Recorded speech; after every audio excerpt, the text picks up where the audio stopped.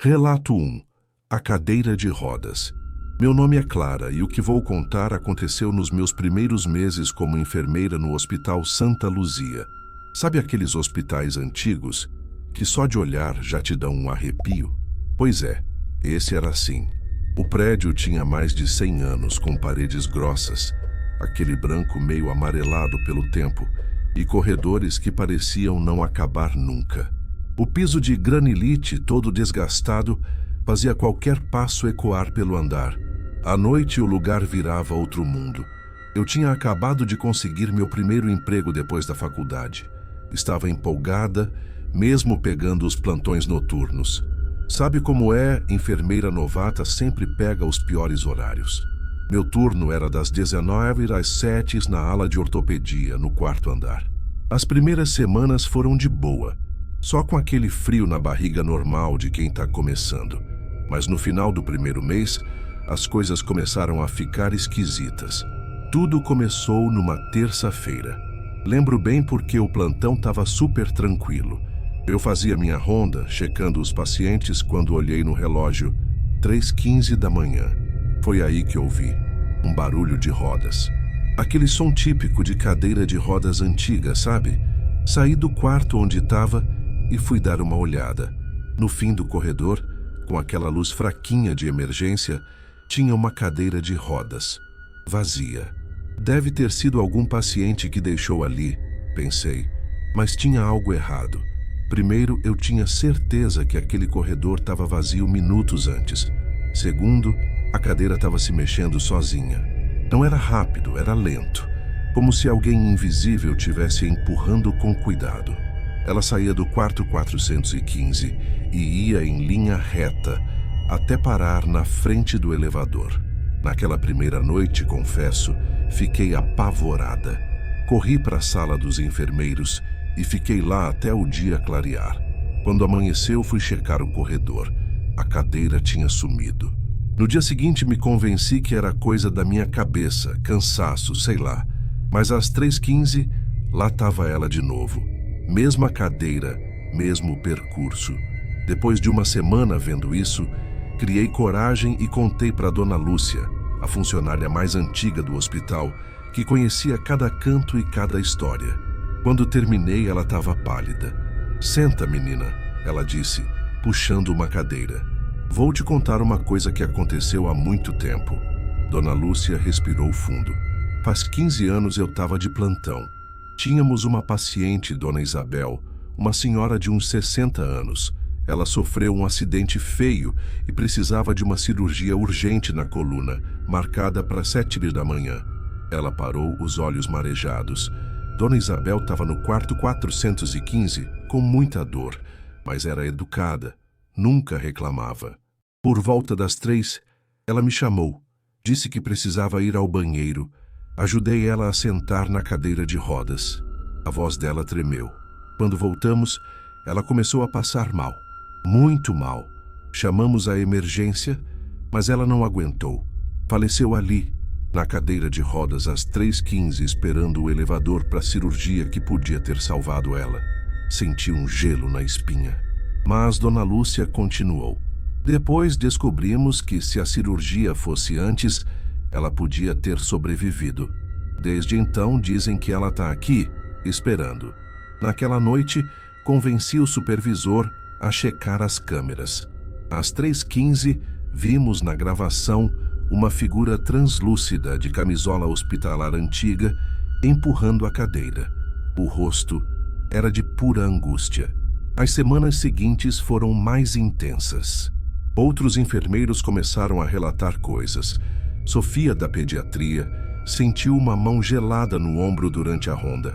Rafael, do turno da manhã, ouviu gemidos perto do elevador. Mas o que me marcou foi 2 meses depois. Uma nova paciente, Lívia, de 25 anos, chegou para o quarto 415. Precisava de uma cirurgia na coluna, mas não era urgente, então marcaram para a semana seguinte. Na terceira noite, Lívia acordou gritando. Quando corri para ela, estava tremendo. "Tinha uma senhora aqui", disse, "na cadeira de rodas, na porta. Ela disse que eu não posso esperar, que preciso fazer a cirurgia já. Lívia descreveu a senhora. Baixinha, cabelos brancos num coque, camisola antiga. Era Dona Isabel, igualzinha às fotos antigas que achamos nos arquivos. A equipe médica, impressionada, adiantou a cirurgia. Durante o procedimento, descobriram que o caso era mais grave do que os exames mostravam. O médico disse que, se tivessem esperado mais uma semana, Lívia podia ter ficado paraplégica. Hoje, 5 anos depois, ainda trabalho no Santa Luzia. Ainda pego plantões noturnos e às 3h15 ouço o rangido das rodas no corredor. Mas não tenho mais medo. Aquela cadeira antiga perto do quarto 415, fui eu que coloquei lá. Toda noite antes da ronda passo um pano nela, deixo limpinha. É o mínimo que posso fazer por Dona Isabel. Quando os novatos perguntam sobre os barulhos estranhos, só dou um sorriso e digo: algumas pessoas continuam cuidando dos pacientes, mesmo depois de partir. Às 3h15, quando o corredor fica mais frio, sei que Dona Isabel está fazendo a ronda dela, tentando evitar que outros passem pelo que ela passou. Às vezes, nas noites mais quietas, ouço um sussurro: não deixa para amanhã o que pode salvar uma vida hoje. E sabe de uma coisa? Ela tá certa. Relato 2. O quarto 108. Me chamo Letícia, mas todo mundo me chama de Lê. Sou enfermeira e isso aconteceu no meu primeiro plantão noturno na Santa Casa de Misericórdia, um hospital que já existia antes da cidade crescer ao redor. É um prédio colonial, com janelas grandes e corredores que parecem não acabar. De dia, até que é bonito, com a luz do sol batendo nos vitrais. Mas de noite, é outra história. Era uma quarta-feira de março, céu nublado, uma daquelas noites que parece que vai chover, mas não chove. Meu primeiro plantão noturno. Tava nervosa, claro, mas decidida a mostrar serviço. Dona Carmen, a enfermeira-chefe do turno da noite, estava me mostrando a rotina. Ela trabalhava ali há 25 anos e conhecia cada canto. Plantão noturno é diferente, Lê. Ela disse enquanto andávamos pelo corredor do 3º andar. A noite tem seus sons, seus segredos. Você vai aprender a conhecer cada um. Ela me explicou sobre rondas, medicamentos, emergências. Tudo sob controle. Até que chegamos ao fim do corredor leste. E aquele quarto ali? Perguntei, apontando para uma porta fechada com o número 108. O rosto dela mudou. É o último quarto, disse baixando a voz. Tá desativado, não precisa se preocupar com ele. Achei estranho, mas não falei nada. O hospital era velho, devia ter seus motivos. O plantão correu normal. Conheci a equipe, seu Antônio, o técnico de enfermagem mais antigo. Dona Rosa, que cuidava da pediatria há 3 décadas, e Felipe, um enfermeiro que tinha começado há poucos meses. Por volta das 2 eu estava fazendo minha primeira ronda sozinha. O silêncio era total, só quebrado pelos meus passos e o bip dos equipamentos. Foi quando ouvi um som de monitor cardíaco. Normal em hospital, né? Só que vinha do quarto 108, o quarto desativado. Tentei ignorar, pensando que era eco de outro quarto, mas o som ficava mais forte, mais rápido, como se o coração de alguém estava acelerando. Que paciente, pensei.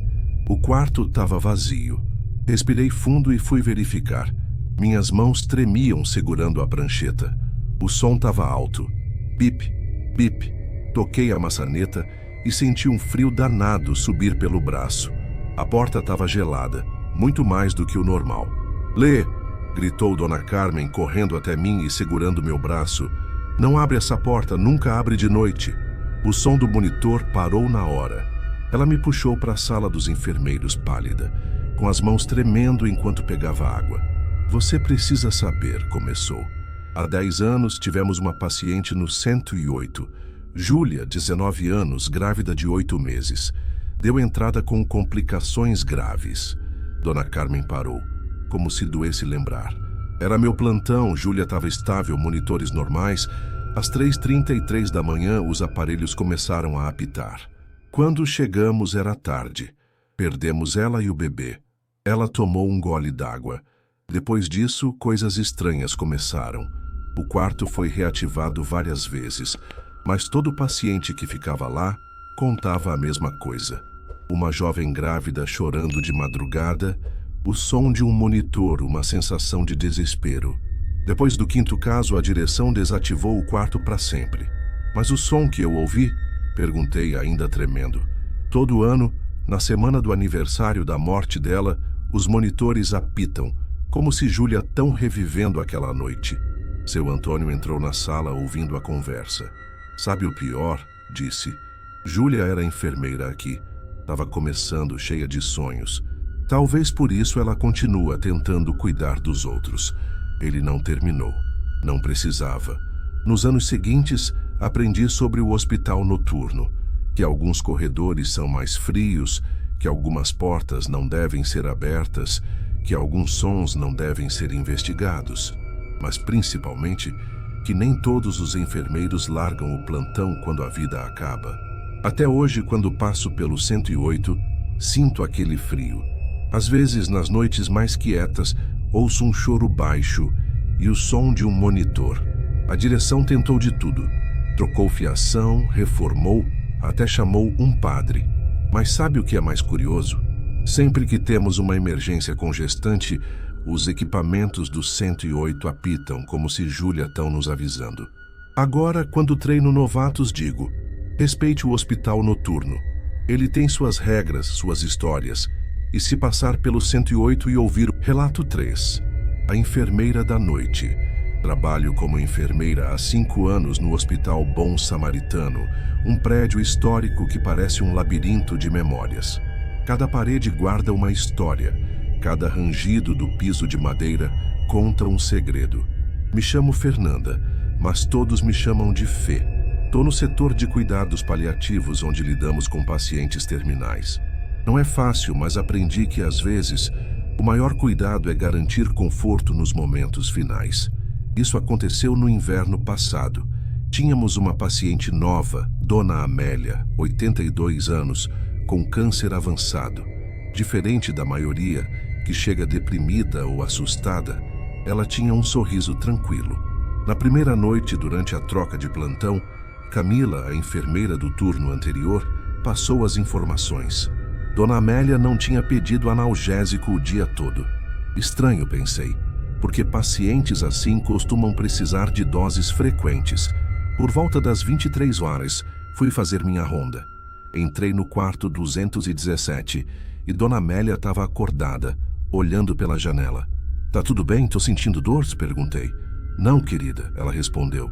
A enfermeira da noite já passou aqui e me deu o remédio. Franzi a testa. Era impossível. Eu era a única enfermeira no andar e meu turno tinha acabado de começar. Que enfermeira, Dona Amélia? Ah, aquela moça gentil. Cláudia é o nome. Vem sempre à noite, conversa comigo, dá os remédios para dor. Tem um jeito tão calmo, um toque leve. Usa aquele uniforme antigo, sabe, com touca branca. Senti um arrepio. Não usávamos toucas brancas há décadas. Na manhã seguinte, comentei com seu Manuel, o porteiro que está no hospital há mais de 40 anos. Quando falei o nome Cláudia, ele quase derrubou o café. A Cláudia? Perguntou, olhos arregalados. Impossível. Ele me levou à sala de arquivos, um lugar empoeirado no subsolo. Achou uma pasta antiga e me mostrou uma foto em preto e branco. Uma jovem enfermeira sorrindo, com uniforme antigo e touca branca. Na legenda, Cláudia Mendes, 1973. Cláudia era uma das melhores enfermeiras que tivemos, disse seu Manuel. Trabalhava com pacientes terminais. Tinha um dom para aliviar a dor, trazer conforto. Os pacientes adoravam ela. Ele parou com o olhar perdido. Numa noite de plantão, ela estava cuidando de 5 pacientes terminais. Noite difícil, todos com muita dor. Cláudia passou horas aplicando remédios, conversando, segurando mãos. No fim do plantão, todo estava em paz, mas encontraram Cláudia desacordada na sala de medicações. O que aconteceu? Perguntei, já imaginando. Infarto fulminante. Só tinha 28 anos. Nos meses seguintes, Dona Amélia continuou falando da enfermeira Cláudia.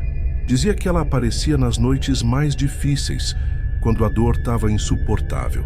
O mais impressionante, nas manhãs após essas visitas, os outros enfermeiros diziam que Dona Amélia não pediu remédio para a dor, mas estava estável, sem sofrimento. Outros pacientes terminais começaram a mencionar uma enfermeira gentil de touca branca que aparecia de madrugada. Todos falavam do mesmo toque suave, da voz calma, do alívio na dor. Quando instalaram câmeras, às vezes de madrugada, elas captavam uma figura esbranquiçada entrando nos quartos de pacientes com mais dor. Os aparelhos registravam melhora nos sinais vitais logo depois. Dona Amélia ficou conosco por mais 3 meses. Na última noite, eu estava ao lado dela quando sussurrou: "Cláudia está aqui. Ela diz que vai me acompanhar na travessia." Fechou os olhos com um sorriso e partiu em paz. Hoje, nos plantões noturnos, às vezes sinto um cheiro suave de talco e álcool, aquele cheiro de hospital antigo. Em noites difíceis, encontro frascos de medicação preparados na mesa, com uma caligrafia antiga. Na sala dos enfermeiros, mantemos uma foto de Cláudia com uma placa. Algumas enfermeiras nunca deixam de cuidar. Quando um paciente precisa de medicação extra, escrevemos no prontuário: "Paciente sob os cuidados da enfermeira da noite." Porque algumas pessoas são tão dedicadas que nem a morte as faz parar. Relato 4. O voluntário. Sou enfermeira há 3 anos no Instituto Médico São Rafael, um hospital modernão, todo de vidro e aço, cheio de equipamentos de ponta.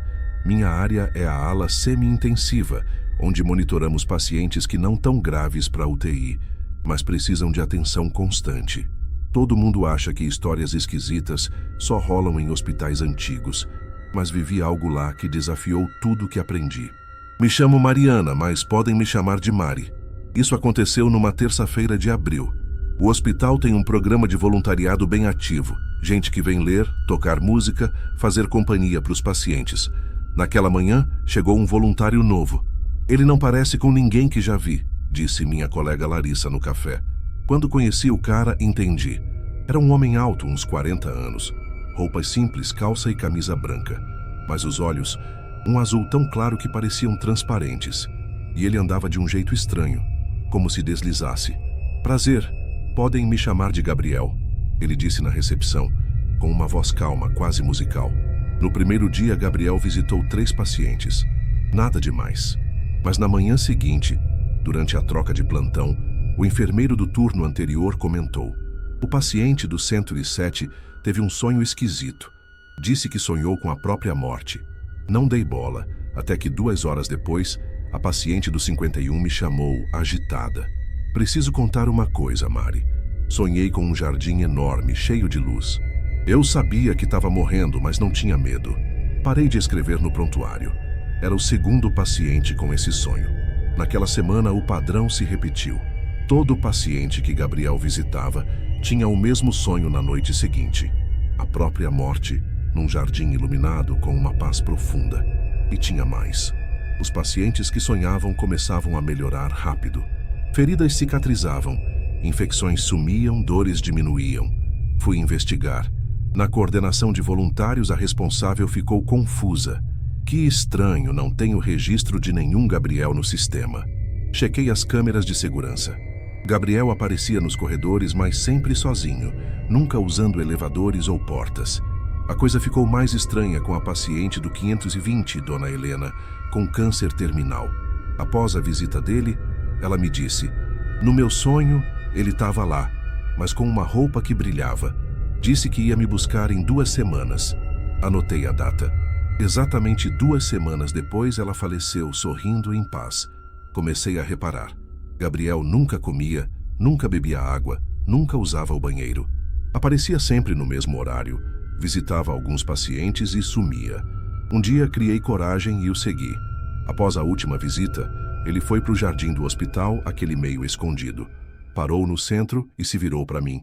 "Tava esperando você vir falar comigo", disse, com uma voz que parecia música. "Quem é você?" perguntei. "Acho que você já sabe", respondeu. "Alguns me chamam de anjo da morte, outros de guia. Gosto de me ver como um acompanhante. A morte não precisa ser assustadora. O sonho é um ensaio. Mostro como vai ser, tiro o medo. Alguns vão partir logo, outros ainda têm tempo, mas todos merecem paz. Ele sorriu e por um momento vi algo além da forma humana, algo de luz. Você também sonhou comigo, disse, antes da sua cirurgia aos 12 anos. Lembra? E eu lembrei. O jardim, a paz antes da operação. Gabriel continuou aparecendo. Aprendi a reconhecer os sinais. Visitas longas para quem ia partir, breves para quem ia melhorar. Meses depois, uma nova enfermeira, Aline, ficou pálida ao ver Gabriel. Impossível, disse. Ele estava no hospital onde eu trabalhava antes, e no anterior também. Descobrimos que várias pessoas já tinham visto Gabriel em outros hospitais, sempre com o mesmo propósito: preparar, confortar, guiar. Hoje, quando vejo Gabriel entrando num quarto, não sinto medo. Às vezes, quando um paciente está muito assustado, até sugiro que aceite a visita do voluntário especial, porque aprendi que a morte não é o fim. É só um sonho. Alguns acordam, outros vão para o jardim iluminado. Na semana passada, Gabriel me viu no corredor, sorriu diferente e disse: "Em breve vou visitar sua avó, mas não se preocupe, ela já conhece o jardim." 3 dias depois, minha avó teve um derrame. Tá no hospital, mas sorri toda vez que dorme. Diz que sonha com um jardim lindo, onde um homem gentil a espera para conversar.